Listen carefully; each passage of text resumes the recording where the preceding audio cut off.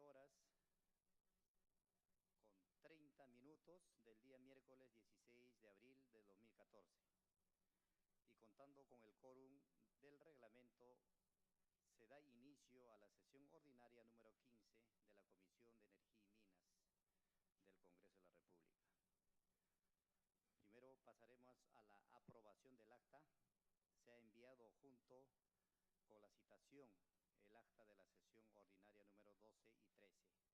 Pero antes quisiera mencionar la presencia y saludar la presencia de los señores congresistas, el congresista Elías Rodríguez, el congresista Teófilo Gamarra, el congresista Rubén Coa, la congresista Natalie Condori, el congresista Leonido Guayama, el congresista Tito Valle, el congresista Javier Bedoya, el congresista Eduardo Cabrera, el congresista Freddy Sarmiento y el señor vicepresidente congresista Martín Belaunde.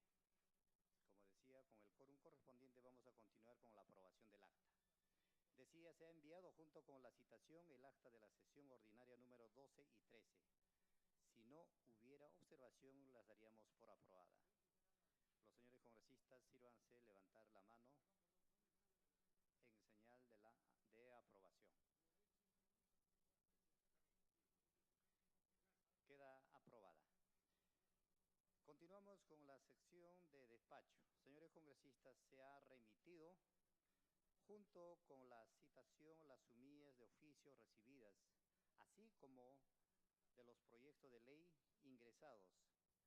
Si algún documento es de su interés, pueden solicitarlo a la Secretaría de la Comisión.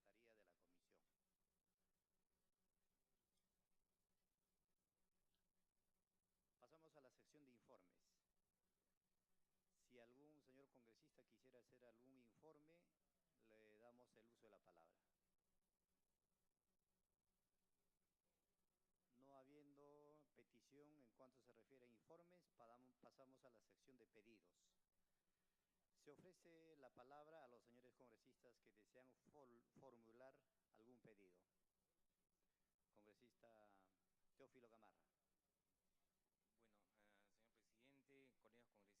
colegas congresistas, a todos ustedes muy buenas tardes. Es con relación a un proyecto de ley enviado por el Ejecutivo, que dicho sea de paso, el día de ayer no se pudo trabajar, a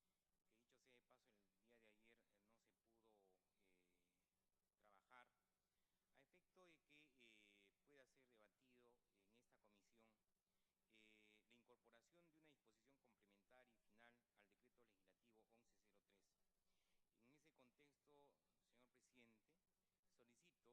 este proyecto de ley a efecto de que pueda ser debatido y, de ser el caso, aprobado por la comisión. Muchas gracias. Gracias, congresista. Sí, congresista Martín Belaunde. Nosotros hemos tenido la presencia del señor Urresti, el alto comisionado sobre la minería informal, o para la erradicación de la minería ilegal y formalización de la minería informal. Pero, desgraciadamente, me fue imposible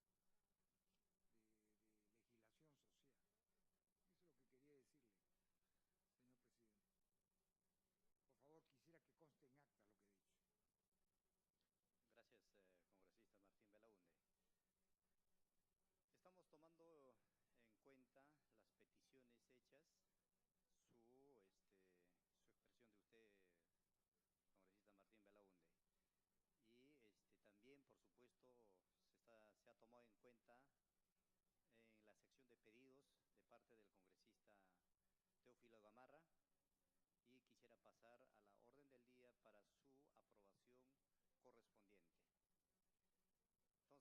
Entonces, señores congresistas, no habiendo más pedidos, vamos a pasar a la orden del día, para lo cual quiero poner a consideración de la Comisión de Energía y Minas para que se pueda aprobar y discutir este proyecto de ley 3376, petición hecha por el congresista Teófilo Gamarra. Quiero llevar a votación esta petición. Los señores congresistas que están de acuerdo para que se agende y que se tome en cuenta en este orden del día la petición hecha por el congresista Teófilo Gamarra. Sírvanse a levantar la mano, por favor, señores congresistas. Congresista Elías Rodríguez, el congresista Teófilo Gamarra, el congresista Rubén Coa, el congresista Guayama, el congresista Tito Valle. Bienvenido, congresista Martín Rivas, también de acuerdo. Congresista Eduardo Cabrera, congresista Freddy Sarmiento, congresista Martín Belaunde. Quedaría aprobado por mayoría esta petición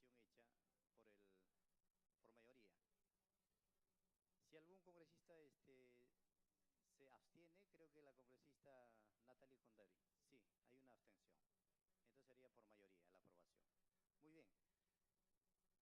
Entonces pasamos a la orden del día, señores congresistas, para lo cual hemos invitado al presidente del OSINERMIN para que nos puedan explicar referente al supuesto incremento del servicio eléctrico en Lima provincias, en Capilla, Santa Ana y Huamboy. Esta petición, señores congresistas, ha hecho el congresista Manuel Cerillo. Por lo tanto, se le ha cursado la invitación al señor presidente, el ingeniero Jesús Tamayo Pacheco, para que él pueda informarnos los motivos de este supuesto incremento. Además, contamos también con la presencia del ingeniero Carlos Arturo Falconi Salazar, gerente general de la empresa Adinelsa. Y bienvenido. Entonces, inmediatamente vamos a dar el uso de la palabra al presidente de OSINERMIN, el ingeniero Jesús Tamayo Pacheco, para que él pueda exponer sobre esta petición hecha. Por favor, tiene la palabra, ingeniero Tamayo. Muchas gracias, congresista.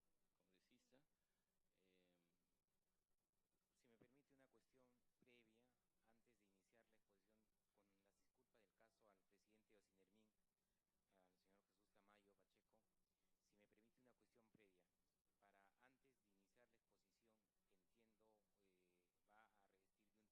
que entiendo va a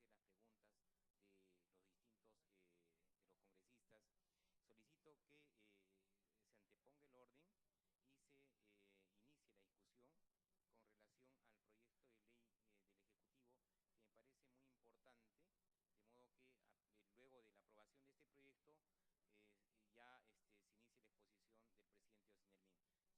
exposición del presidente de OSINERMIN. Solicito como cuestión previa a efecto de que se trastoque el orden de la agenda. Muchas gracias. Muy bien, congresista. Lo que yo quiero manifestar es lo siguiente. Mientras va exponiendo el presidente, el ingeniero Pacheco, vamos a distribuir el predictamen. Entonces, todavía no lo tienen en manos los señores congresistas y vamos a escuchar ya de una vez, sin pérdida de tiempo. Presidente Jesús Tamayo, tiene la palabra. Bien, muchas gracias, señor presidente de la Comisión de Energía y Minas del Congreso de la República, señores congresistas presentes. El día de hoy vamos a hacer una presentación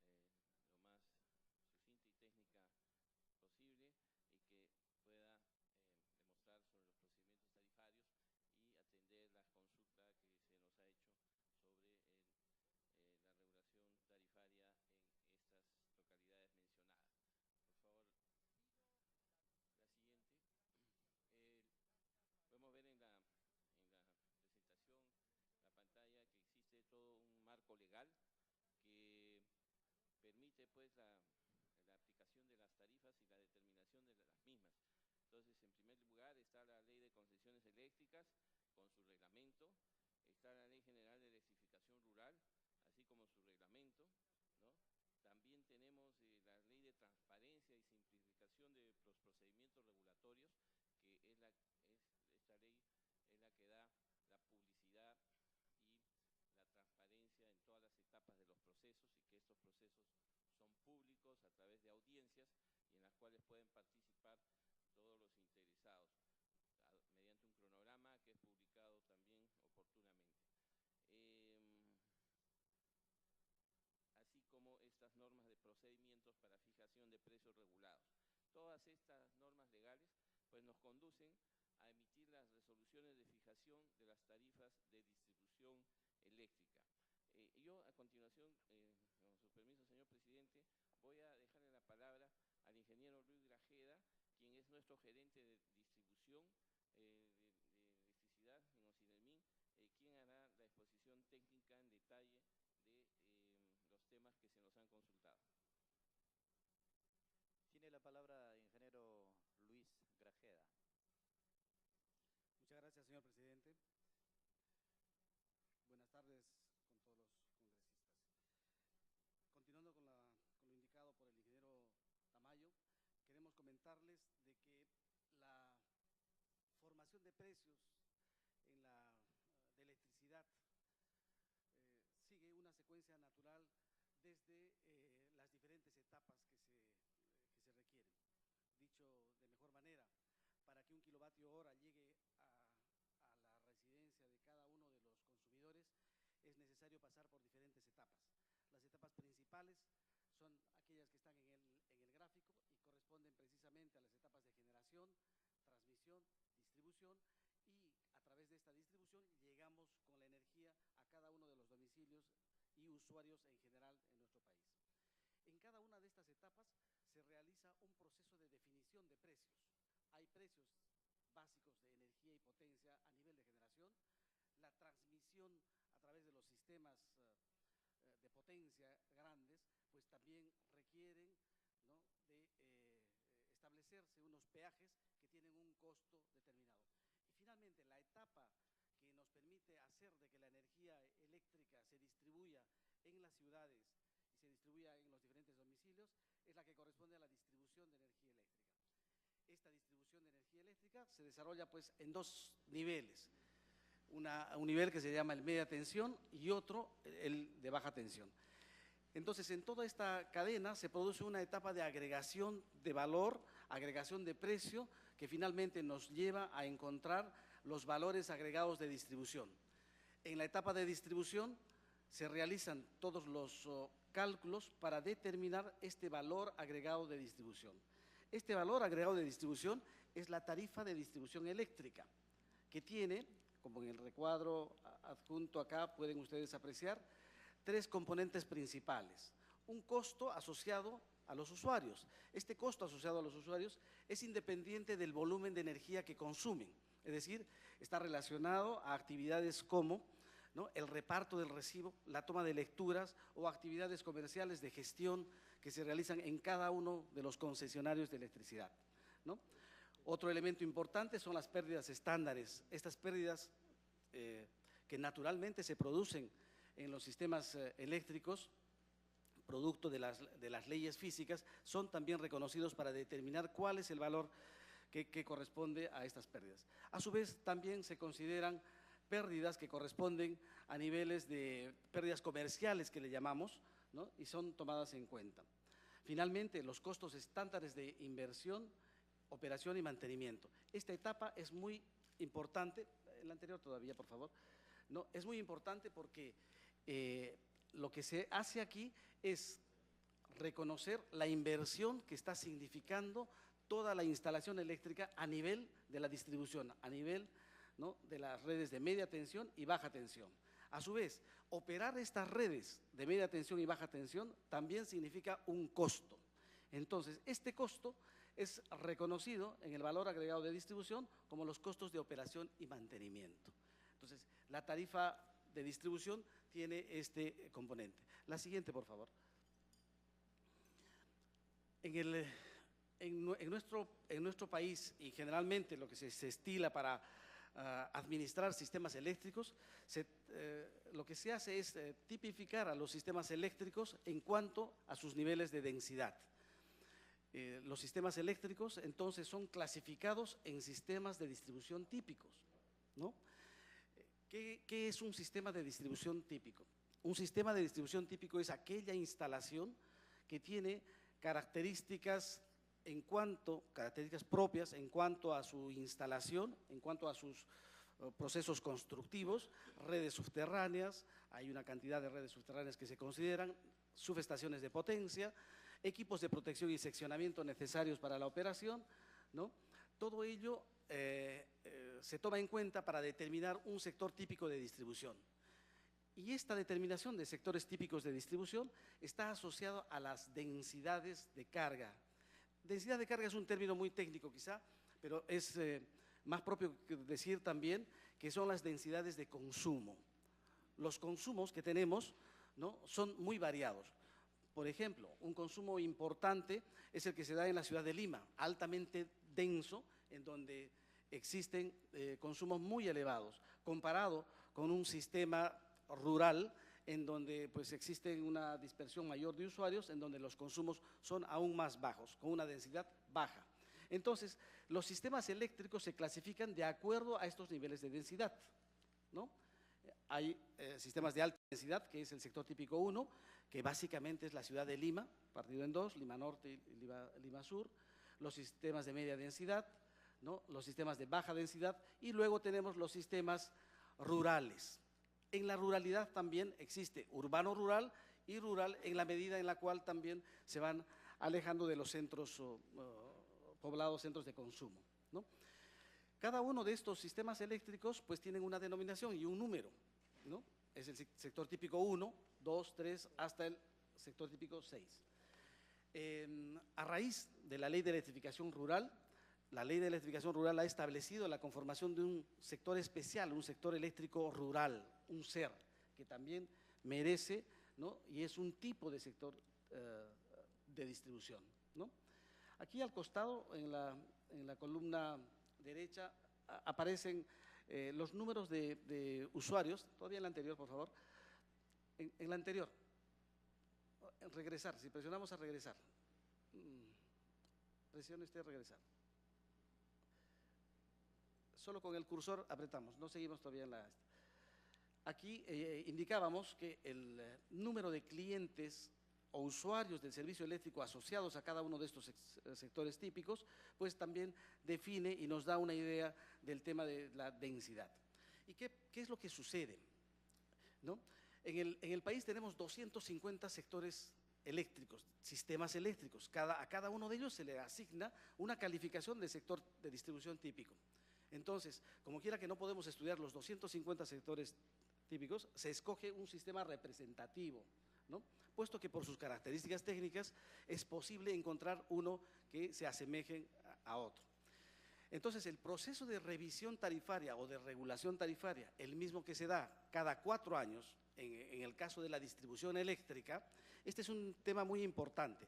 Cada 4 años nosotros realizamos una revisión de las tarifas de distribución eléctrica. Entonces, en el año 2013 correspondía a realizar la 6ª revisión de tarifas eléctricas. Estas tarifas son establecidas y determinadas para un periodo de 4 años. Bueno, en este periodo de revisión se realizan estudios técnicos para cada uno de los sectores típicos representativos, ¿no? Se han escogido diferentes sistemas eléctricos que aparecen acá en la relación y se han ido estudiando cada uno de ellos, lo que ha motivado también, ¿no?, un conjunto de estudios técnicos que están publicados, ¿no?, en nuestra página web. ¿No? Pasamos a la siguiente. Como resultado de de este cálculo, de esta revisión tarifaria, tenemos aquí la evolución, en la anterior, la evolución de los sistemas eléctricos, perdón, en la anterior, ¿no?, por cada uno de los sectores típicos, ¿no? En general podríamos mencionar de que los sistemas se han ido comportando de una manera racional. Se han presentado también algunas variaciones, particularmente en los sistemas eléctricos rurales, por algunas razones que queremos pasarles a comentar. En la siguiente, por favor. ¿Qué es lo que ha sucedido? En los últimos 4 años, en todo este periodo de evaluación, lo que hemos tenido es de que el sistema eléctrico en nuestro país ha crecido de manera importante. La inversión que se ha realizado, ¿no?, se ha registrado un crecimiento del orden del 33% como inversión, como infraestructura y como valor, ¿no? Este es un elemento que ha significado, pues, y ha marcado también el incremento o variación tarifaria. Asimismo, los costos en cuanto a la mano de obra también han tenido un incremento en estos 4 años. Este valor alcanza al 22%. Luego, a ello también se tiene que aunar de que, dadas las características de ruralidad que existen, en particular por el tema de la dispersión y por el énfasis que se le ha dado en estos últimos años a la electrificación rural, hemos tenido un crecimiento bastante importante respecto a los sistemas rurales. Estos han crecido, ¿no?, respecto al 2009 hasta el 2012, que es el periodo de estudio de la fijación tarifaria, en el orden del 1.200%. 12 veces ha crecido los sistemas eléctricos rurales en nuestro país, ¿no? Alcanzamos a más de 400.000 usuarios rurales. Pero aquí quiero llamarles la atención a que este valor agregado de distribución, que es la tarifa eléctrica, está asociada a esta inversión y a los costos de operación y mantenimiento sobre una demanda. Naturalmente, si las inversiones van incrementándose y los costos también de operación y mantenimiento se incrementan, el valor resultante para cada uno de los sectores típicos también tiene variaciones. Naturalmente, como ustedes pueden apreciar, también este numerador es afectado por un denominador que corresponde a la demanda, al consumo. El consumo también está creciendo.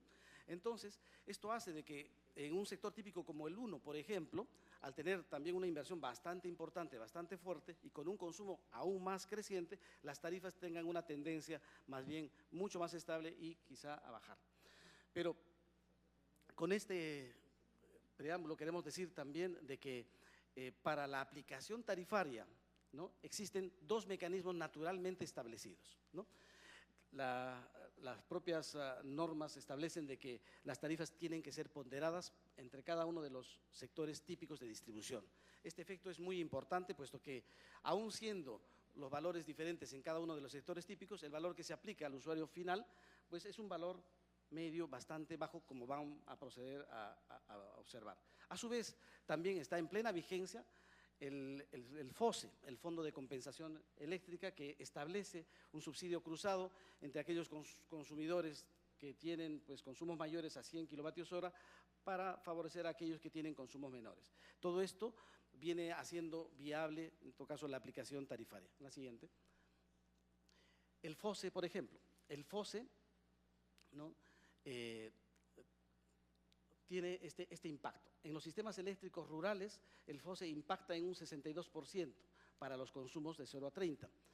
Ocurre de que el nivel de descuentos que se establece están entre 0 y 30, que son, en todo caso, aquellos usuarios con una necesidad mayor, de menores ingresos, ¿no? Entonces, para ellos existe un nivel de apoyo mayor, versus aquellos otros consumidores o usuarios, ¿no?, que tienen consumos entre 30 y 100. Sin embargo, aquellos usuarios que están encima de 100, pues no tienen un respaldo con el FOSE, ¿no? Para el caso de los sistemas rurales que están operando, ¿no?, en el sistema interconectado nacional, pues el descuento FOSE alcanza a un 62%, ¿no?, a los consumos de 0 a 30. Para el caso de Adinelsa, que fue una situación muy particular, ¿no?, la resolución ministerial 557, que fue expedida en el mes de diciembre, ¿no?, ha mejorado, en todo caso, la condición de Adinelsa para o los usuarios atendidos por Adinelsa para que puedan tener un mayor descuento, ¿no? En la siguiente. Aquí en esta lámina podemos apreciar, ¿no?, el impacto de la ponderación. Fíjense ustedes, en el caso de la empresa Hidrandina, Hidrandina tiene operando diferentes sistemas eléctricos, clasificados dentro de los sectores típicos 2 hasta el 6 y además del sistema eléctrico rural. El sistema rural, los SER, han tenido un impacto muy grande respecto a realmente a los costos que está significando hoy día instalar y tener operando un sistema eléctrico rural en nuestro país. Entonces, ¿qué ha sucedido acá? Ha sucedido de que la ponderación de tarifas que se da, ¿no?, de cada uno de estos sistemas hace de que se aplique al usuario final tan solo 54 céntimos de sol, ¿no?, para todos aquellos que están dentro de la concesión, ¿no?, de Hidrandina, ¿no? Estos son soles por kilovatio, es en potencia. Nótese acá de manera importante, ¿no?, el peso que tiene. Si bien es cierto, acá los sistemas eléctricos rurales tienen este valor, sin embargo, como peso, como volumen de ventas, significa el 1.6%. Es un bajo impacto como ventas que significa para Hidrandina, para esta concesión de Hidrandina. Pero, ¿qué pasa con el caso de Adinelsa? Podemos ver en la siguiente. Sí. En el caso de Adinelsa, como quiera que tiene solamente dos sectores típicos, pues no tiene una opción de poder utilizar de mejor forma este mecanismo de la ponderación de tarifas. Entonces, los valores aquí son más altos y por ello es que necesita o ha necesitado un mayor soporte. La siguiente. Este es el impacto final en una aplicación para el caso Huaura-Sayán, que es precisamente el caso que motivó la comunicación del señor congresista Zedillo, ¿no? En el caso, finalmente tenemos que un usuario, ¿no?, entre 0 y 30, ¿no?, ya con el impacto del FOSE, ¿no?, paga o tiene un valor de 34 céntimos de sol por kilovatio hora, de 0 a 30, ¿no? El que está consumiendo encima de 30 a 100 kilovatios hora está pagando 57 céntimos de sol. Y aquí el que consume encima de 100 kilovatios hora está pagando 76 céntimos de sol. Aquí hay que notar de que también se está incluyendo ya los descuentos que la empresa Adinelsa viene realizando a los usuarios de todos los sistemas eléctricos rurales que ellos administran, ¿no? La siguiente. Estos valores unitarios de tarifa, yendo ya a los consumos facturados, pues significa que un usuario que está entre 30 kilovatios hora está pagando en el mes de marzo 15 soles con 33 céntimos, versus el valor anterior que tenía en octubre pagando 14.28. Pero importa también acá hacerles notar lo siguiente: ¿qué cantidad de usuarios, qué volumen de usuarios tenemos consumiendo a 30 kilovatios hora? Pues el 59% del total de usuarios del sistema eléctrico Huaura-Sayán consumen, ¿no?, 30 kilovatios hora. 65 kilovatios consumen el 35. Entonces, y podríamos mencionar que el 94% de los usuarios de Huaura-Sayán pues sí reciben el beneficio del FOSE, ¿no? El problema se suscitaba siempre con aquellos usuarios que tenían consumos mayores a 100 y que no tenían este respaldo. Por eso es de que ya a estos usuarios también han sido beneficiados con el descuento que la empresa Adinelsa ha venido realizando, lo que finalmente ha significado una reducción de tarifas. La siguiente.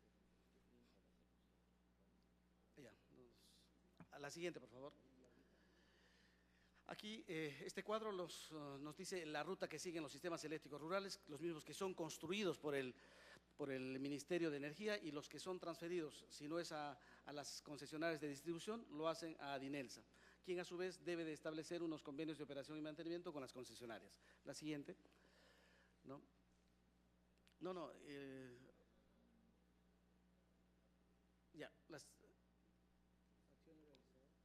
La siguiente, acciones realizadas. Ya nos vamos al final, ¿no? La siguiente. Respecto a las acciones que se han ido ejecutando para ver estos impactos tarifarios, tenemos que informarles a ustedes de que se ha presentado una propuesta de modificación del alcance del FOSE, que fue solicitada, se incluye dentro de la ley de presupuesto, todavía en diciembre del año anterior, ¿no? Esta no fue aprobada, sin embargo, luego se solicitó, ¿no?, la ampliación de los descuentos del FOSE para los sistemas eléctricos rurales, cosa que se ha realizado a través de la resolución ministerial 557, ¿no?, incrementando en 24% el nivel de descuentos que ha permitido que los usuarios tengan un mayor descuento, en todo caso, en sus facturas de los servicios. A su vez, respecto a los sectores eléctricos rurales ubicados en los sectores típicos 4, 5 y 6, se ha emitido una opinión favorable a la modificación de la ley 27510 solicitada por la Comisión de Energía del Congreso, ¿no?, para que se amplíen los descuentos equivalentes también a estos sistemas eléctricos rurales para estos sectores que tienen también una naturaleza rural. La siguiente. respecto a la administración de los sistemas eléctricos rurales, se ha planteado y se ha solicitado al Ministerio de Energía y Minas y el FONAFE que Adinelsa continúe con esta etapa de transferencia de los sistemas eléctricos rurales, puesto que ello va a permitir de que los mecanismos de ponderación tarifaria, ¿no?, sean aplicados a estos sistemas rurales y con ello naturalmente se den una mejor aplicación tarifaria. Se ha solicitado también la convocatoria del Comité de Coordinación de Electrificación Rural, que está establecido en el reglamento de la Ley de Electrificación Rural, para que este comité evalúe estos impactos tarifarios y decida, ¿no?, sobre en todo caso, que las transferencias se realicen como está previsto, ¿no? También comentamos y indicamos de que Adinelsa debe continuar aplicando los descuentos a los usuarios de los sistemas eléctricos que administra para minimizar los impactos y hacer viable, pues, finalmente el servicio eléctrico. Gracias. Muchas gracias, ingeniero Grajeda, y gracias también al ingeniero Jesús Tamayo, presidente de Ocinermin, por haber acudido e informar una petición hecha por el ingeniero, perdón, por el congresista Manuel Cerillo, a quien le damos la bienvenida. Seguidamente, señores congresistas, como segundo punto de la orden del día, petición hecha por el congresista Teófilo Gamarra. Sí, es un informe nada más. Sí, si desean le vamos a dar el uso de la palabra, a ver. Sí, congresista Cabrera y el congresista Sarmiento. No voy a ser muy extenso, solamente por una cuestión de curiosidad, antes que todo saludo, por supuesto, a la gente que ha venido acá a dar información, a los dos ingenieros, y bueno, felicitarlos lógicamente por la exposición. No solamente quería saber lo siguiente, quisiera hacer unas preguntas solamente ya generales acerca de la producción eléctrica. Nosotros generamos electricidad y se distribuye, lógicamente, y se consume electricidad proveniente de gas, proveniente de hidroeléctricas, probablemente de diésel y de otros orígenes. Yo quisiera saber más o menos, en cuanto a gas, ¿qué porcentaje, 40% o qué porcentaje de la energía eléctrica en el Perú hoy día es generada por el gas de camisea? Incluyendo, tengo entendido que también estoy incluyendo la generación de ventanilla, porque creo que en ventanilla eso ha sido variado para que se pueda producir por gas. No estoy seguro, pero en todo caso hago la pregunta.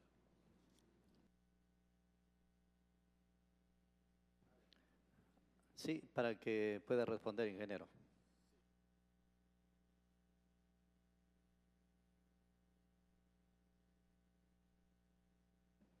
Bueno, la generación que proviene del gas está en el orden del 40%.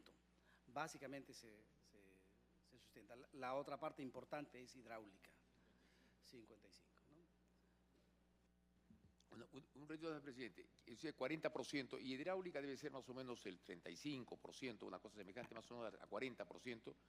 Pero solamente quería también preguntarle, ¿no sabe si la central eléctrica de Ventanilla, que inicialmente fue de diésel, se ha convertido también a gas o todavía sigue siendo de diésel?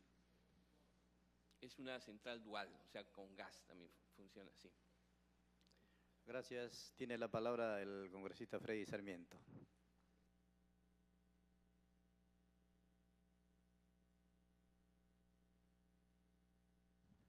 Gracias, presidente, por su intermedio saludar a los señores de Ocinermin. Presidente, por su intermedio, este problema de la duplicidad de la tarifa, por ejemplo, en las zonas rurales, lo hemos tenido también en Piura, ¿no? En Piura hubo un gran problema en la zona de Morropón, donde por el problema de las sequías se comenzaron a usar los pozos y ellos tenían una tarifa 50% de lo que se le comenzó a cobrar a partir de enero. Y esto ocasionado por una fórmula, por un error en la fórmula que había para poder cobrar a las zonas rurales, ¿no? Que ellos se habían acogido a una tarifa en la cual, si ellos estaban prohibidos de usar la energía en horas punta, ¿no? Entonces, tenían una tarifa especial. si ellos usaban en horas punta, no, si ellos usaban las horas punta, de acuerdo a la fórmula, se anulaba el 50% del cobro de la factura, ¿no? Y entonces solamente vinieron cobrándole 8 años con ese problema. Y fue un asesor de Ocinermin, de acuerdo a lo que ahí nos informaron, de que le recomendó de que usaran solamente media horita en ese lapsus de horas punta para que pudieran tener un descuento del 50% de la tarifa. Pero era un error en la fórmula que estuvieron utilizándolo. Ahora que han regularizado este año con las tarifas, vieron el error, lo regularizaron y duplicaron la tarifa. Duplicaron la tarifa a los usuarios de esos pozos. Pero esa es la verdad, no hay otra. Entonces, acá no sé si habrá pasado lo mismo, ¿no? Porque realmente se nos ha presentado, si alguien lo ha entendido, que levante la mano, ¿no? Lo que han explicado de que por qué ha subido la tarifa, ¿no? Y verdaderamente no lo entiendo, ¿no? Entonces, lo que sí se entiende es que en esa fórmula se había duplicado la tarifa y fue un error de Ocinermin y un error de Electro Noroeste, cosa que allá se arregló porque se le hizo ver y comprender a los usuarios el error que había sucedido y se le tuvo que manejar una tarifa especial y que sea tan igual al que tiene un pozo y lo usa en forma industrial, ¿no? O sea, a los industriales, a los agricultores de industriales por encima de 50 o 100 hectáreas, ellos que usan otro tipo de tarifa y otro tipo de consumos, era 25% por debajo de la tarifa normal que usaba un sembrador, un pequeño sembrador.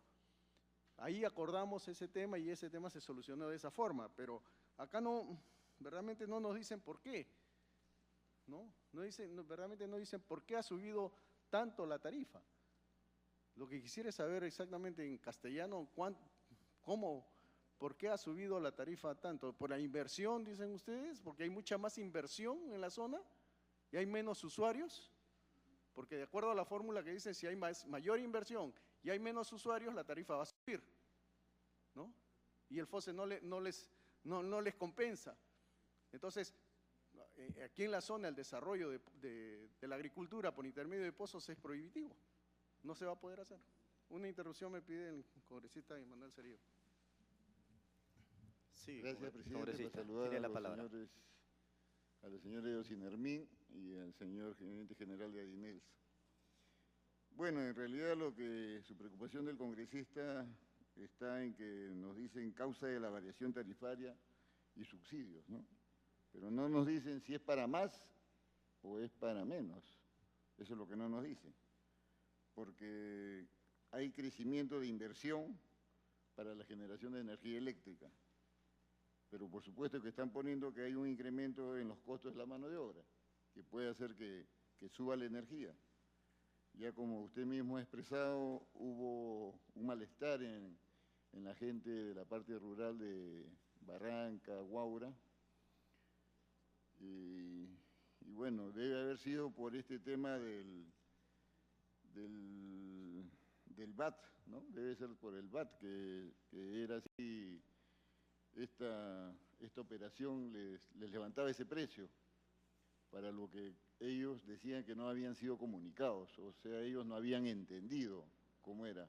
Consumían más y ustedes nos han explicado que pagan más, hasta 30 pagan una tarifa, hasta 60 otra tarifa y más de 100 ya pagan una tarifa normal, que inclusive a veces es más cara que la que se paga pues en zona urbana. Eso es lo que ellos reclamaban y comparaban. Entonces, mi pregunta está, ¿no?, si la variación de la tarifa es para menos o es para más, uno. Y dos, si las tarifas para esa zona van a quedar ya como, después de esta rebaja que ha habido, a intervención de los señores alcaldes provinciales, tanto de Barranca como de Huaura, hacia Ocinermin, hacia la Gerencia General de Adinelsa, y bueno, la gente como que se ha quedado un poco tranquila, pero yo creo que necesitaría las reglas claras en cuanto a saberlo, a qué tiene que atenerse. Gracias. Congresista, finalice, por Para favor. terminar, yo lo que quisiera saber es que si un agricultor puede escoger el tipo de tarifa, como normalmente se hace en Piura, por ejemplo, yo creo que sí, ¿no? Y esas tarifas, si él puede escoger, se le ha explicado bien a los agricultores cuál es la mejor tarifa que ellos pueden escoger para poder tener un mejor precio. Sí, finalmente tiene la respuesta el ingeniero. Sí, si me permite. Grajeda. En el caso de Piura, no es un tema de tarifa, sino de aplicación tarifaria, como también lo ha descrito el congresista Sarmiento. El tema ha sido resuelto en la medida en que la empresa Enosa, ¿no?, ha hecho un ajuste en cuanto a sus tarifas, puesto que les ha dado la posibilidad de que puedan utilizar más horas de bombeo, ¿no? Y en el promedio, es decir, mejorando la producción, en el promedio han encontrado una economía óptima para ellos, cosa que es perfectamente saludable y una muy buena decisión.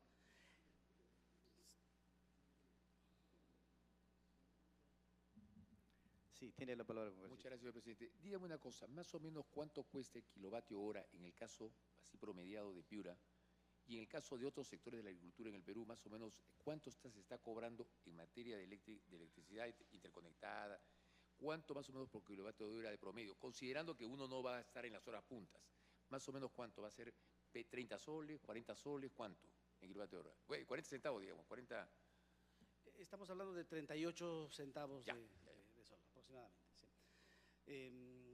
A ver, hay una cosa también importante, un concepto. El valor de la energía no depende del uso. No depende del uso. No existe una tarifa de energía para la agricultura, para el comercio o para la industria.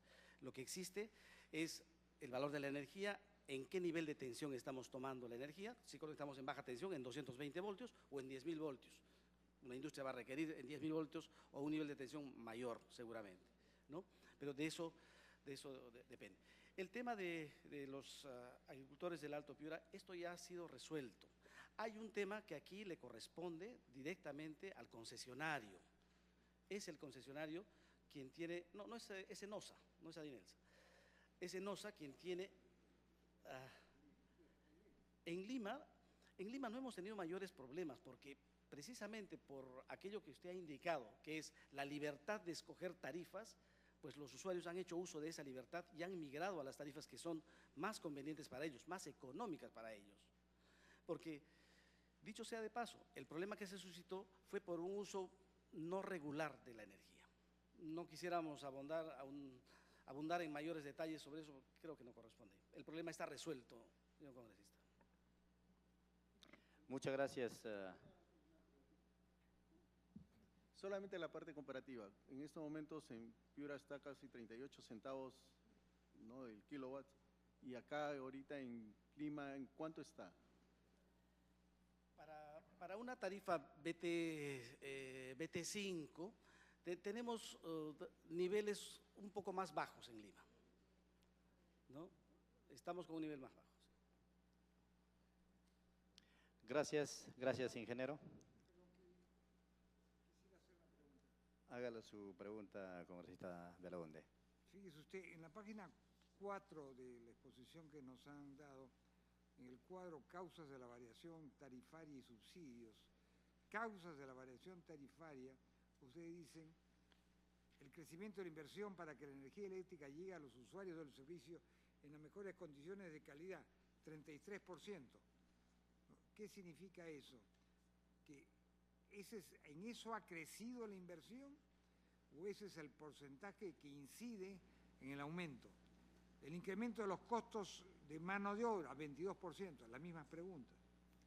Entonces, y también lo que dijo el congresista que me ha antecedido el uso de la palabra, en el caso del servicio urbano, rural, ¿cuál es el porcentaje de incremento de la tarifa? Porque eso no se desprende de toda esta detallada explicación. Sí, la respuesta, por favor. Si me permite, sí, rápidamente. Esta variación del 33% se realiza de la siguiente forma.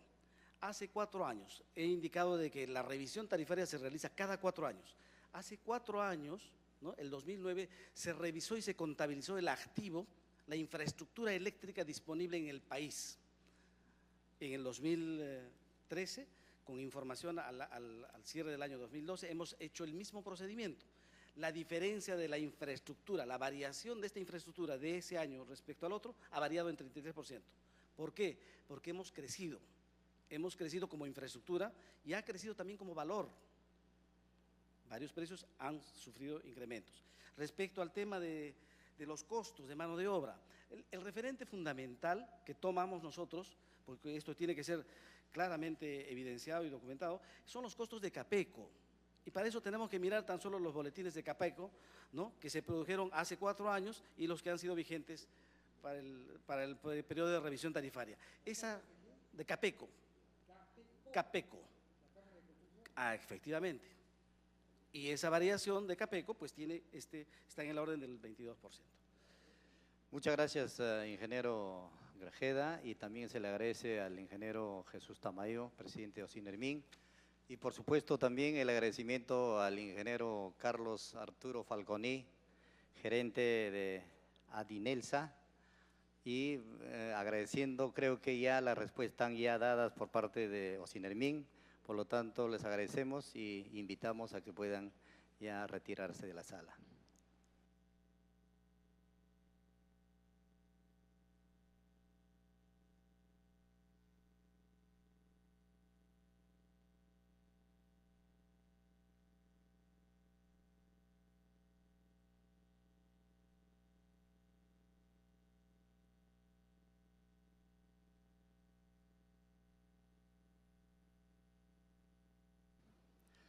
Señores congresistas, como segundo punto de orden del día, a petición hecha por el congresista Teófilo Gamarra, el día de ayer se puso a debate la ley que modifica el decreto legislativo 1103, que establece medidas de control y fiscalización en la distribución, transporte y comercialización de insumos químicos que puedan ser utilizadas en la minería ilegal. Este proyecto de ley ha sido debatido el día de ayer y a petición hecha por una cuestión previa se ha determinado a que este proyecto regrese a la Comisión de Energía y Minas para un mejor estudio.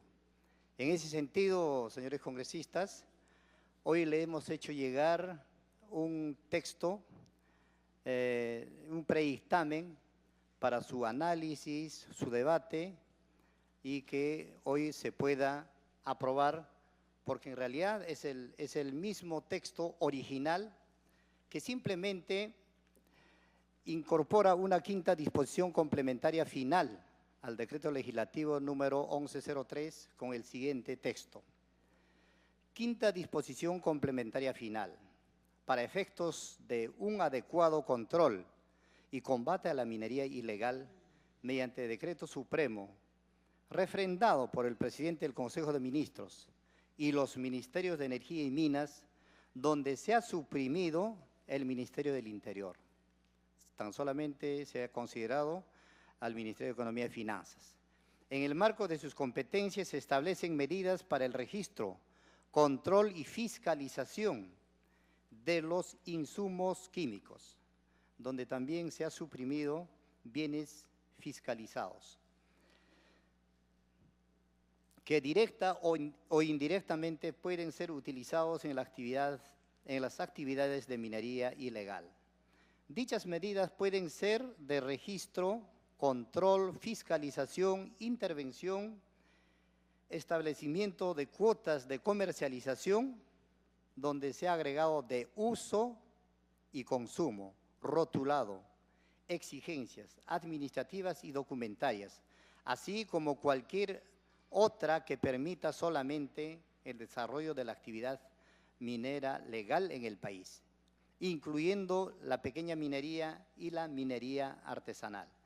En ese sentido, señores congresistas, pongo a consideración para su debate y que este proyecto, este dictamen sea aprobado en esta Comisión de Energía y Minas seguidamente para darle el uso de la palabra a los señores congresistas para que puedan aportar referente a este dictamen.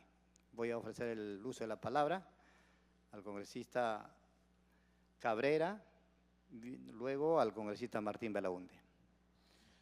Muchas gracias, señor presidente.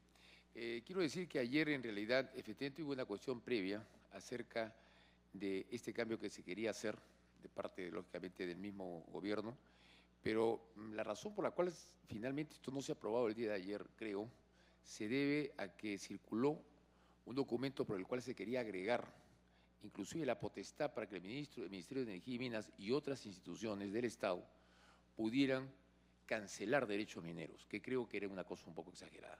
Eso quiero decirlo de antemano, porque cancelar derechos mineros es muy delicado, porque además el hecho de que la minería ilegal exista, en realidad no hay mucha diferencia entre la minería ilegal y la minería informal. Hay matices de minería ilegal. Así que esto acá es más razonable, lo otro me parece que era demasiado audaz y la verdad que apareció de un momento a otro. Cambió un poco la actitud que se tenía frente a esto. Así que creo que esto ayer se ha podido debatir. Pero más allá de eso no tengo ningún problema. Lo que sí quisiera, ya que hay la oportunidad de hablar acá, es así como ha hablado el congresista Martín Belaunde acerca de los comentarios que ha hecho ayer el doctor Hernando de Soto, o ingeniero Hernando de Soto, lo mismo que otras personas en un programa de televisión. Yo quiero decir que han pasado 2 años con este proceso de formalización y en realidad se ha conseguido poco hasta el momento. Y en ese sentido, la performance yo no creo que haya sido muy buena de parte, lógicamente, de que han estado atrás de esta formalización. Quiero decirles otras cosas, que hay una cuestión de óptica. Acá se toma a la minería ilegal, que en el fondo tiene una división muy pequeña. Entre el legal y el informal hay poca diferencia.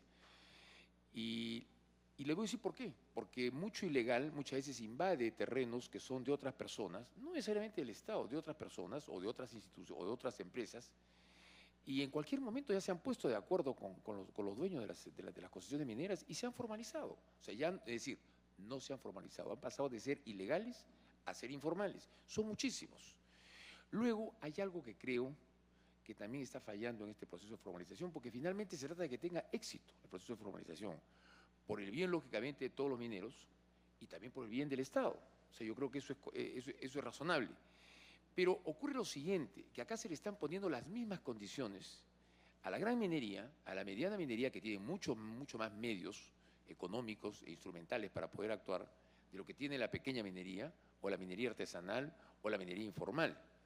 Es como si usted le pone los mismos requisitos y las mismas exigencias a un restaurante en San Isidro o en Miraflores que un restaurante en el RIMAC. Definitivamente no van a tener los mismos precios, no van a tener la misma facturación y en consecuencia usted no le puede exigir lo mismo a un restaurante en esos lugares que en otros lugares. Bueno, ocurre lo mismo en el caso de la minería que esté en formación, que esté en desarrollo, porque ¿qué es la minería, la pequeña minería o la minería informal? Es una minería que esté en desarrollo, porque algún día muchos de ellos van a probablemente van a tener más prosperidad y se van a formalizar. Entonces creo que sí es cierto que estas cosas son importantes porque hay que tener un control sobre los insumos químicos y en general sobre una serie de insumos que se utilizan para la producción minera. Sí creo que en el caso del proceso de formalización tiene que haber una revisión y una reflexión que tiene que hacer el gobierno o aquellos que están encargados de la formalización de la pequeña y de la minería informal, porque si no yo creo que van a chocarse frente a una pared y no vamos a conseguir los objetivos. Quiero decir además otra cosa, que hasta el momento es muy poca la gente que ha llegado a normalizar su situación. En realidad casi todos están informalizados. Es decir, hay un proceso de formalización, pero formalizados muy pocos. Algo debe estar fallando en este proceso, porque creo que no ha habido una apreciación de sectores y de áreas. En el Perú existe minería informal en muchísimos departamentos, en muchísimas regiones, hay diferentes matices, pero creo que el gobierno, más allá de que pueda tener instrumentos para poder combatir la minería ilegal, como se dice acá, que me parece que está en el derecho a hacerlo, porque sé también, por supuesto, que hay casos de violencia, el caso de la minería ilegal que hay que aceptar, ¿no? Pero en términos generales no están teniendo una actividad como es el tráfico de drogas. En realidad, El tráfico de drogas es una actividad verdaderamente ilícita, nociva contra el género humano, no forma parte de la expresión natural del ser humano, cosa que sí ocurre con la minería. La minería, aún en el caso que sea invasiva, en todo caso se le controla, es una expresión de la naturaleza humana. El hombre ha sido colector, cazador, recolector, cazador y agricultor, y también ha sido minero. Hay diferentes etapas en la historia de la humanidad que hemos tenido la edad de, inicialmente lo que se llama la edad de cobre, después la edad de bronce, finalmente la edad de fierro, como dije en una oportunidad, que fue lógicamente la tutela de los romanos que manejó, digamos, el mundo durante tanto tiempo, pero en realidad forma parte de la expresión natural del hombre el tratar de rescatar los metales del globo terráqueo y darles lógicamente un uso. Así que son dos posturas distintas, hay que tenerle un calibre distinto, y esto lo digo con la mejor de las intenciones. Creo que se trata de ser constructivo y trata de ser fecundo, porque si vamos en realidad a ir a la guerra, vamos a encontrar siempre oponentes y no vamos a conseguir nada. Tenemos que tener objetivos y tiene que haber un método para formalizar que tenga una buena performance, y hasta el momento no ha habido. Yo solamente hago esa recomendación. Muchas gracias. Gracias, congresista Cabrera. Seguidamente tenemos la intervención, la palabra del congresista Martín Belaunde. Gracias, presidente. Yo honestamente no entiendo el porqué de esta adición, de esta incorporación. Y la verdad que tampoco se desprende claramente la exposición de motivos. Quizás sería conveniente que una persona del Poder Ejecutivo, el Director General de Minería, el Alto Comisionado para la formalización de la minería informal y erradicación de la minería ilegal, nos diga por qué es necesario agregar esta quinta disposición complementaria final, que entiendo no existe, porque si no, no estaríamos agregarla. Usted está diciendo que en realidad es algo que, lo que yo he entendido, lo que usted decía, puede que esté equivocado, que en realidad es algo que ya existe, al que se están incorporando el Ministerio del Interior. Sí, pero ese es el proyecto original.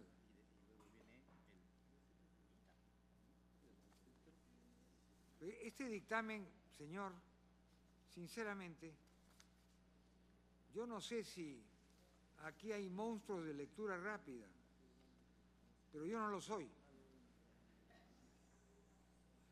Y yo sugeriría que esto dejarlo para la próxima sesión.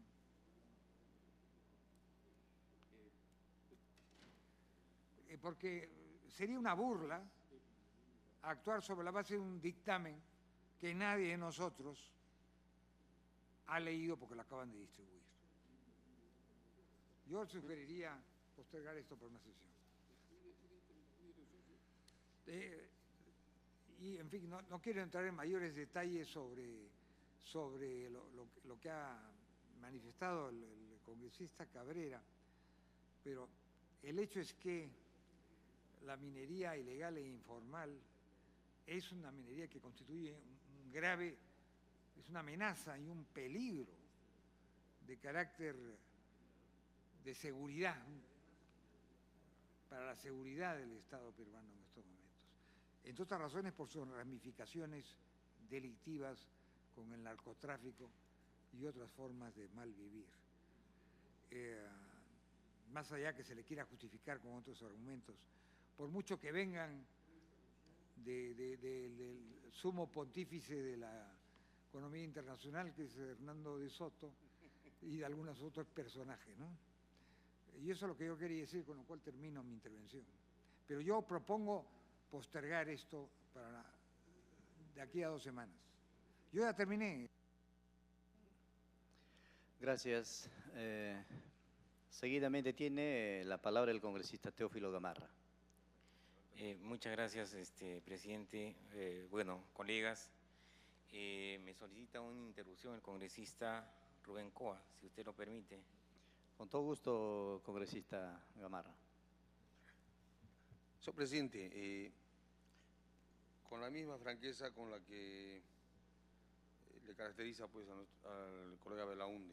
Es bueno ir señalando algunos aspectos. Yo quiero decir lo siguiente, ¿no? Cuando se nos entregó el día de ayer el texto primero, que en realidad ha sido modificado de manera muy concreta nomás, como lo ha señalado, se exonera ahora al Ministerio del Interior y se cambia este nombre de bienes fiscalizados que, entre otras cosas, entiendo, contempla, además de los insumos químicos, a maquinarias, etcétera, apropiadas para los procesos de interdicción, básicamente. Y ahora se está poniendo insumos químicos en general. Yo el día de ayer, con esa franqueza, yo no entendía por qué había estas reacciones iniciales por parte de muchos colegas en torno a este pedido, que yo lo veo muy concreto, bastante concreto, y que en realidad precisa algunos alcances del decreto 1103, porque el 1103 en realidad, además o principalmente, tiene que ver con la lucha contra el narcotráfico. Esta precisión, y es general, esta precisión se hace en términos de atender este problema del combate frontal contra la minería ilegal. Esa es la modesta interpretación inicial que yo tengo. Conscientemente creo, señor presidente, de que por el carácter de urgente, por el contexto en el que estamos viviendo, etcétera, debiéramos el día de hoy continuar con el tratamiento conforme fue solicitado. Gracias. Continúe, congresista Teófilo Gamarra. Me solicita otra interrupción el congresista Cabrera. Gracias, congresista Cabrera. presidente. Muchas gracias, congresista Gamarra. Yo tengo entendido que ustedes lo que quieren es tener un mejor instrumento para poder, lógicamente, luchar contra la minería ilegal. Pero vuelvo a insistir, el Ejecutivo, claro. No, yo entiendo, el Ejecutivo, y está en su derecho. Yo no voy a decir que si ellos tienen una política de formalización, lo lógico es que la política tenga éxito. Eso es lo importante. Y lo que yo creo nada más es que cuando se habla de narcotráfico acá son casos extremos, porque por lo pronto la minería que yo conozco, la minería informal que yo conozco, en el caso de Caramelí, en el caso de Nazca, en el caso del norte del Perú, es una minería relacionada con la extracción directa del metal y la venta del mismo. Ahora, no sé si por allá habrá un blanqueo de activos, yo no sé, o blanqueo de dinero, no estoy seguro, pero hasta donde yo conozco y lo he recorrido las plantas y he recorrido minas que están en explotación por razones electorales y por mil factores y por razones profesionales, yo no he notado que haya definitivamente una relación con el narcotráfico. Lo que sí creo que ha sido un incentivo extraordinario para la minería, como lo he dicho en otras oportunidades, es la inmensa riqueza minera que tiene el Perú, para la pequeña, para la mediana y para la gran minería. No solamente en cantidad, sino en calidad. En consecuencia, si eso se une a un precio, el cobre estaba hace 10 años en 70 u 80 centavos, y hoy día, que ha bajado el cobre, porque estaba en más de $4, está en $3. Y el oro, que estaba en $280 la onza o $300 la onza, hoy día que ha bajado, porque ha estado en 1.500 o 1.600 o 1.700, ahora está en casi 1.300 o en 1.300. Entonces, hay dos elementos ahí importantes por el cual la gente responde a un hecho natural, que es la explotación del mineral. El mercado te pide minerales, tú los tienes cerca y sencillamente los trabajas en la medida de lo que puedes. En realidad no es una actitud delictiva, es una actitud natural. Lo que pasa que todos los pueblos se tienen que organizar a través de un Estado bien conformado. Y debe haber tributación y debe haber muchas cosas, pero de allí a extremarse al narcotráfico creo que es una exageración. Eso no quiere decir que ustedes puedan contar con, o mejor dicho, que el gobierno desee contar con instrumentos para poder trabajar mejor en la formalización. Es otro problema. Y lo de ayer, se había incluido una cláusula que cancelaba derecho minero, que era bastante audaz, ¿no? Ya, muchas gracias. Continúe, congresista Gamarra. Bueno, muchas gracias, presidente. Bueno, creo que con relación al proyecto de ley enviado por el Ejecutivo, las cosas están totalmente claras, porque el decreto legislativo 1103 regula el tema de la lucha contra la minería ilegal y el narcotráfico. Y en ese sentido se establecen normas generales para resolver este problema. Sin embargo, incorporando la quinta disposición complementaria y final, se precisan, ¿no?, los alcances y tiene por objeto incorporar esta norma dirigida estrictamente a la lucha contra la minería ilegal. En ese contexto, ¿no es cierto?, se establece claramente que tanto el Ministerio de Energía y Minas como el Ministerio de Economía y Finanzas, en el marco de sus competencias, establecen medidas administrativas para el registro, control, fiscalización de los insumos químicos, que directa o indirectamente puedan ser utilizados en la minería ilegal. Para ello, ¿no es cierto?, se pueden crear registros, control, fiscalización, intervención, establecimiento de cuotas de comercialización de uso y consumo rotulado, exigencias administrativas y documentarias. De modo que a través de estas normas lo que se pretende es precisar, ¿no es cierto?, que la medida y la herramienta legal está dirigida a favor de la lucha contra la minería ilegal, toda vez que el decreto legislativo 1103 es genérico. En ese entendido, señor presidente, yo solicito que el presente proyecto sea de una vez aprobado por la comisión. Muchas gracias. Gracias, congresista Gamarra. Doy la bienvenida al congresista Justiniano Apaza. Seguidamente tiene la palabra el congresista Rubén Coa. Señor presidente, sobre lo que yo ya señalé y en la misma línea argumental del colega Gamarra, solamente hacer un par de señalamientos. Uno de los temas que tiene que ser combatido, y esta disposición que se incorpora atiende directamente en esta estrategia de lucha frontal contra la minería ilegal, es el tema de los insumos químicos y particularmente el tema del mercurio. El 80% de los mineros informales, esas son las referencias, a nivel nacional utiliza mercurio, el 80%. ¿Cuánto de este 80% está, señor presidente, dentro de la región Madre de Dios, por ejemplo? Madre de Dios, como todos sabemos y ha sido señalado durante estos meses previos de debate, podría tranquilamente constituirse en la tercera región productora de oro después de Yanacocha y Barrick. De forma entonces que creo que el tema está bastante claro. Se trata de hacer una precisión, de darle consistencia a este decreto legislativo, el 1103, y que, vuelvo a señalar desde mi punto de vista, le da sentido, le da precisión, se ha extraído la figura del Ministerio del Interior y solamente se comprenderían al Ministerio de Economía y Finanzas y al Ministerio de Energía y Minas.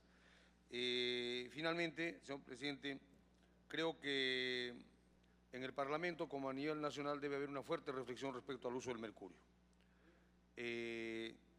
Nuestro país es suscriptora del convenio en el Japón de Minamata, respecto al cual en un plazo breve, en un corto plazo, tiene que ser erradicado el uso del mercurio en todas las actividades industriales y no a nivel mundial.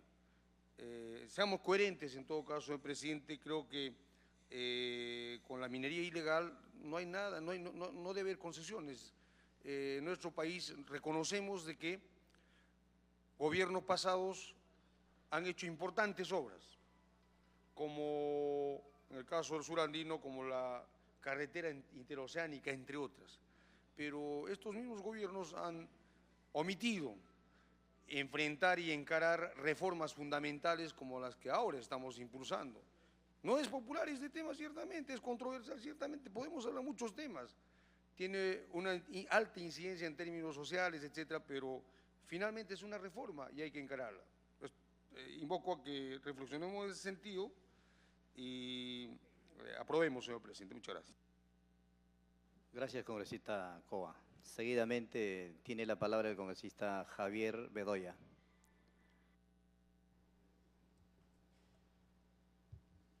Gracias, presidente.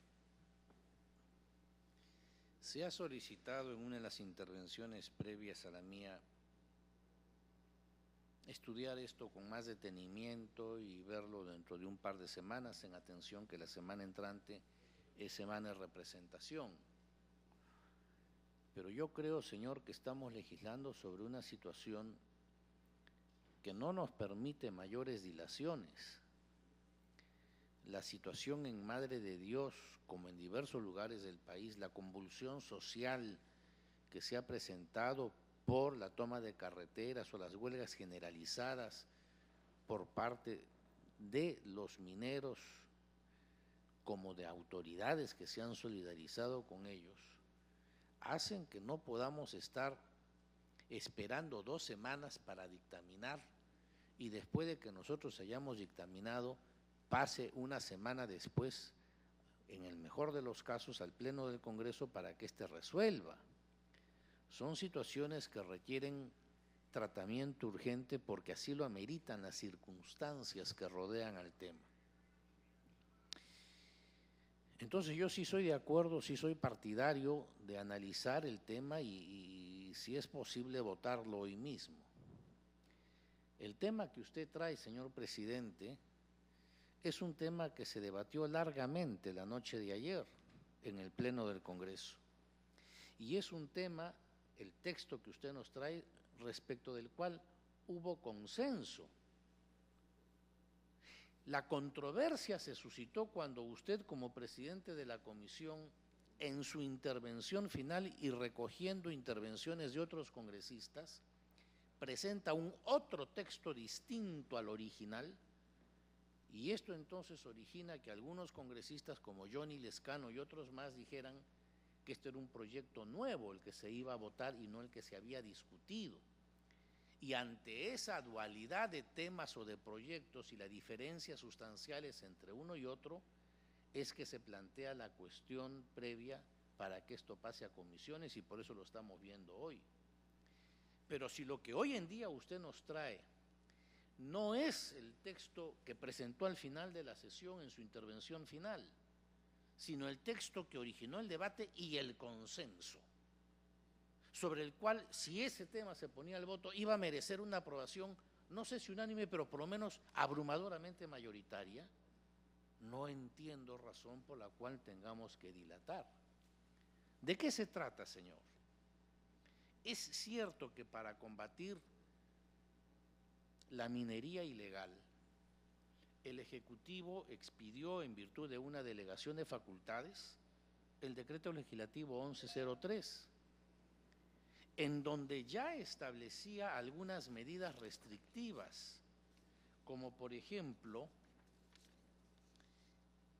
en su artículo 2, ponía qué definiciones y cuáles eran las definiciones y qué se entendían por productos químicos e insumos. En el artículo 1 señalaba que el objeto de la norma era establecer medidas de control y fiscalización, pero en la distribución, transporte y comercialización de insumos químicos, solo de insumos químicos, y en el artículo 3 virtualmente restringe estas funciones a la SUNAT, disponiendo que esa entidad, la SUNAT, será la que controlará y fiscalizará el ingreso, permanencia, transporte o traslado y salida de insumos químicos, así como la distribución hacia y desde el territorio aduanero y en el territorio nacional, etcétera, etcétera. La experiencia desde que esta norma se dio hace exactamente 2 años, porque este es un dispositivo que se expidió en marzo del 2012, la experiencia ha demostrado que esa norma es insuficiente. En la exposición de motivos del proyecto que estamos debatiendo se precisa que se ha evidenciado y está refrendado por los informes emitidos por las entidades pertinentes que en los últimos 10 años el crecimiento de la minería ilegal se ha incrementado exponencialmente y que hoy en día hay 21 regiones en las cuales se da este tipo de explotación. Y esto es en forma creciente. Y en consecuencia se requieren medidas más severas de control. Y por eso es que el proyecto lo que propone es, en primer lugar, un mayor control de combustibles como de insumos. De combustibles, señor, porque se ha evidenciado que hay áreas en las cuales el crecimiento del combustible excede con largueza los requerimientos que el parque automotor, incluyendo las motocicletas, las mototaxis, que hay en la zona, pueden requerir. Lo que evidencia de que hay un otro destino para esos combustibles, ¿cómo son pues el funcionamiento de las dragas, de la maquinaria pesada, etcétera, etcétera? Entonces, hay un primer control que quieren ejercer sobre el uso de combustibles, pero decía que también es respecto de los insumos que se utilizan en la fabricación o en la transformación de la materia prima, en el oro concretamente que se extrae. Y por eso es que piden aprobar normas que coadyuven y perfeccionen la fiscalización, incorporando en la legislación nacional medidas de registro, control y fiscalización de insumos químicos que puedan ser utilizados en la lucha contra la minería ilegal. Ese control ya existe cuando se trata de la lucha contra las drogas, pero ahora se trata de un otro sector, un otro rubro, un otro problema que el país está afrontando. Creo que no tengo que explicar a los representantes del país todo el daño ecológico y todo el daño a la naturaleza que se ha causado.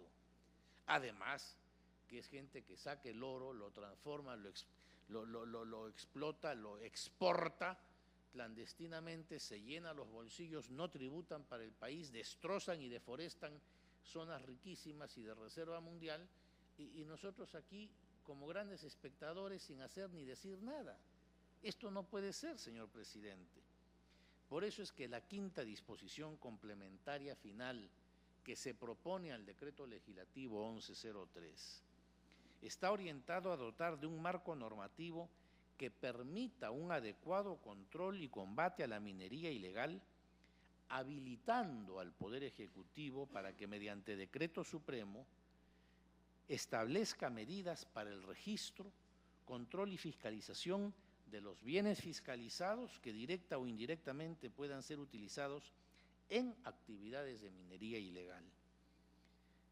Estas medidas, por ejemplo, porque son amplias y se deja siempre abierto el espacio, pueden ser de registro, control, fiscalización, intervención, establecimiento de cuotas de comercialización, como lo he establecido hace unos minutos al referirme al excesivo uso o demanda de combustibles, rotulado, exigencias administrativas y documentadas, así como cualquier otra que permita solamente el desarrollo de la actividad minera legal en el país, incluyendo la pequeña minería y la minería artesanal, tal como reza la exposición de motivos del proyecto que hoy en día estamos debatiendo.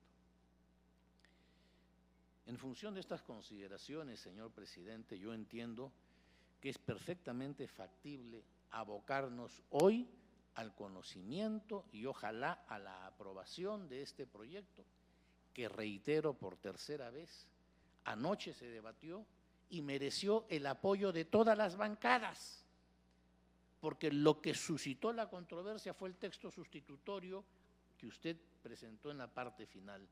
Pero este texto que usted nos ha traído hoy y sobre el cual nos vamos a pronunciar, mereció la virtual, la tácita aprobación del Pleno anoche.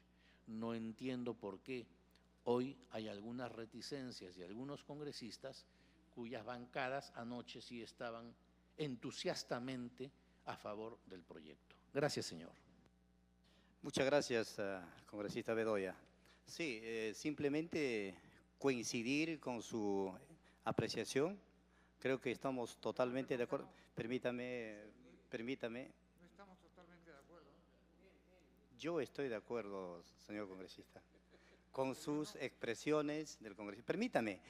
Entonces, creo que simplemente la mesa también puede hacer una pequeñísima apreciación. Se quiere confundir acá minería ilegal con minería informal. Esta incorporación directamente va a la minería ilegal, no es a la informal. Entonces creo que yo, por cierto, que coincido totalmente con la apreciación que tiene el congresista Bedoya y efectivamente el fin es el control y fiscalización de los insumos químicos que dice claramente. Entonces acá lo que se ha abreviado, o sea, lo que se ha quitado es bienes fiscalizados. Entonces solamente va el control a los insumos químicos. Le voy a dar la palabra, congresista, en este instante. Entonces, en ese sentido, creo que hay de verdad toda la apreciación, creo que correcta, de que la minería ilegal es una minería que hace daño, depreda la vegetación, destruye miles de hectáreas de terrenos, hay prostitución, justamente narcotráfico, y por eso va estas precisiones con la incorporación de esta quinta disposición complementaria final. En ese sentido, congresista Martín Belaúnde le va a dar la palabra y luego el congresista Martín Rivas, creo que me está pidiendo, y luego ponemos a votación. Señor presidente, todo esto es muy bonito, pero entre el proyecto de ley presentado el día de ayer, yo desgraciadamente a esta hora no estuve en el Pleno, el proyecto de ley que aparece en este dictamen que se ha entregado hoy día, y que no he tenido literalmente tiempo de leerlo, y creo que ninguno. En fin, si a la gente le gusta a probar las cosas a ciegas, ya es cuestión personal. Y luego, otro texto que hay aquí, que está circulando, no hay coincidencia. Entonces, ¿qué cosa estaríamos aprobando, señor? No es lo mismo, pues, no es lo mismo. Entre el proyecto de ley del Ejecutivo, el proyecto de ley del dictamen y este papel que nos han traído, que lo deben haber traído por alguna razón, me imagino algo más que para confundir, no hay coincidencia. Y entonces yo le digo a usted, señor presidente, ¿qué cosa se estaría votando? ¿Qué cosa se estaría votando? Esto no me agrada, me sabe a contrabando. El contrabando legal no es bueno, señor presidente. Porque aquí, de acuerdo a lo que yo quisiera dar lectura, ya que el secretario de ustedes no sirve ni para eso, vamos a dar lectura de lo que aparece en el documento que nos han dado. Quinta disposición complementaria final. Para efectos de un adecuado control y combate a la minería ilegal, mediante decreto supremo refrendado por la Presidencia del Consejo de Ministros y los ministros de Energía y Minas, de Interior y de Economía y Finanzas, creo que no está... ¿Se ha suprimido? ¿Qué cosa se ha suprimido? Aquí no se nota eso.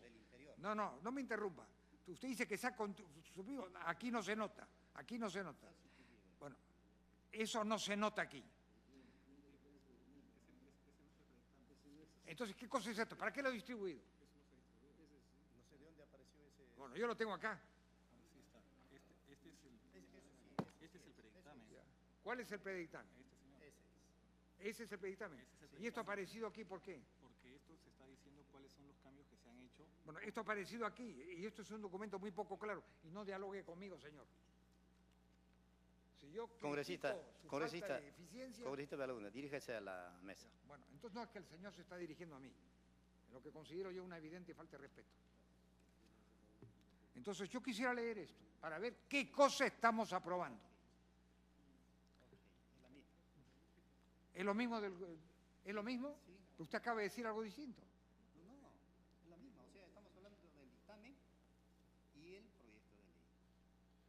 Perdón. Yo quisiera puntualizar. Sí, y lo voy a leer. Y quisiera que se comparase con lo del proyecto de ley.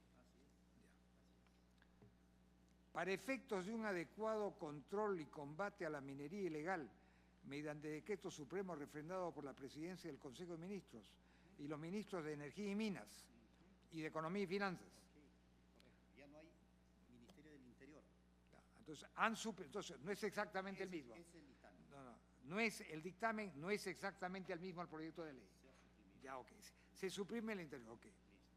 En el marco de sus competencias, se establecen medidas para el registro, control y fiscalización de los insumos químicos. Pero en el otro se hablaba de bienes fiscalizados. El otro no existe. Eso justamente se ha El otro no existe. Ah, ya. El otro no existe. El otro no existe. Esta es magia de Fu Manchu. ¿De dónde apareció, congresista? No sé, yo lo encontré acá. Eso dan para confundir.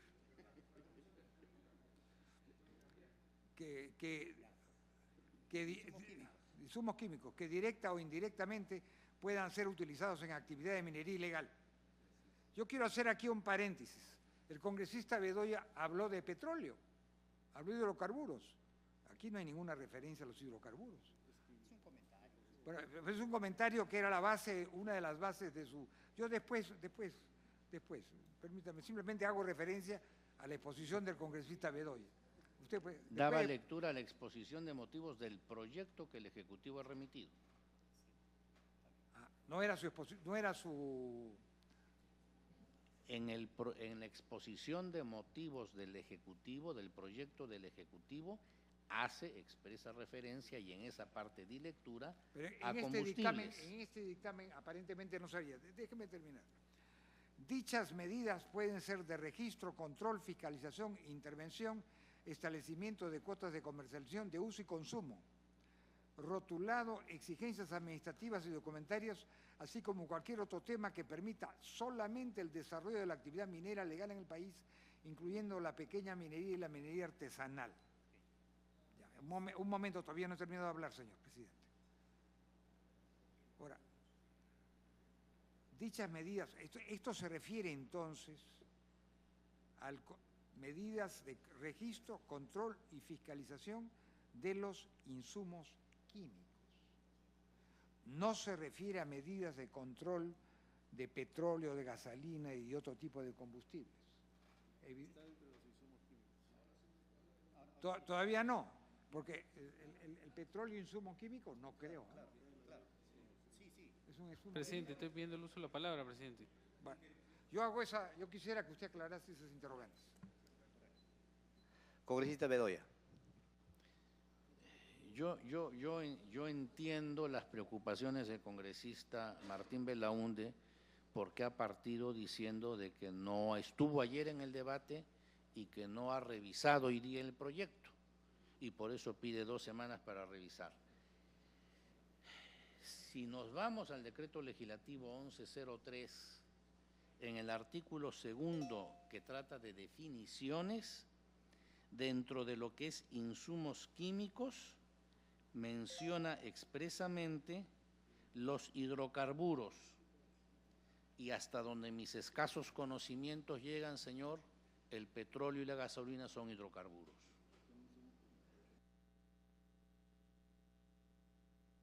Petróleo es un insumo químico. Correcto. Internacionalmente no se le conoce así. Congresista, Internacionalmente no se le conoce así. congresista Eso es un Belaunde. avance, ya que me interrumpió. yo Conclúyalo usted. Se ha mencionado el decreto legislativo 1103, entonces debemos decir el petróleo, el combustible, internacionalmente y conceptualmente no se le conoce como insumo químico. Es un derivado del petróleo, producto de la refinación del petróleo.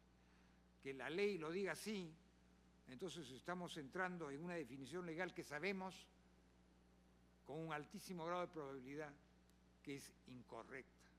Entonces, de acuerdo a una definición incorrecta, estaríamos aprobando un predictamen relacionado a determinadas medidas para, me imagino, interceptación de suministros a la minería ilegal o también al narcotráfico.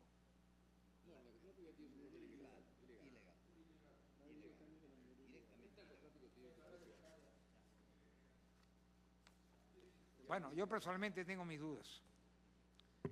Gracias, congresista Belaúnde. Con esas sus aclaraciones y sus apreciaciones, vamos a llevar a voto para la aprobación Presidente, de le he pedido el uso de la palabra hace ya buen tiempo, presidente. Le doy el uso de la palabra al congresista Rivas. Le pregunté y usted no respondió. Ya, tiene la palabra, congresista. Presidente, ciertamente que, bueno, vamos a tratar de tranquilizarnos un poco, pero sí es bueno hacer alguna referencia referente a la conducción de la mesa. Y le voy a hacer y le voy a rogar de la mejor manera que tome atención a los requerimientos de los congresistas que estamos aquí.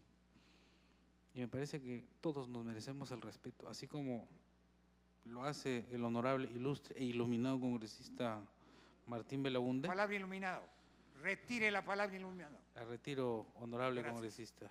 Y no me diga honorable. Retiro Deme también mi lo de nombre. honorable congresista, ilustrado congresista. Entonces, en ese sentido, presidente, yo creo que ya este proyecto ya es de conocimiento de todos los que estamos aquí, ya se ha debatido, ya se han hecho las aclaraciones pertinentes. Evidentemente la exposición del congresista Bedoya ha sido bastante clara. Necesitamos un mejor marco normativo, necesitamos tener los instrumentos legales para generar una situación de control y no se desborde, ya que tenemos 21 regiones con este problema. Y viene este proyecto, evidentemente, para que se vote en este dictamen, hechas las aclaraciones. No voy a tratar de dilatar más. En todo caso, le pido que someta al voto presidente. Gracias, congresista. Vamos a llevar a voto para la aprobación de este predictamen. Señores congresistas, levanten la mano los congresistas que están de acuerdo con la aprobación de este predictamen. Congresista Gamarra, congresista Coa, el congresista Elías Rodríguez, el congresista Tito Valle, el congresista Martín Rivas, el congresista Bedoya, el congresista Manuel Cerrillo, el congresista Cabrera, el congresista Belaúnde. Se abstiene el congresista Justiniano Apaza. A favor. Por lo tanto, señores congresistas, el dictamen del proyecto de ley ha sido aprobado por mayoría. Señores congresistas, solicito aprobar la dispensa de aprobación del acta para los efectos de trámite y los acuerdos adoptados en la presente sesión. Sírvanse a levantar la mano. Aprobado por unanimidad. Tenemos todavía un predictamen. Solicito, bueno, agradeciendo a los señores congresistas y siendo las 4:10 de la 5:10 de la tarde, se levanta la sesión. Gracias, muchas gracias, señores congresistas.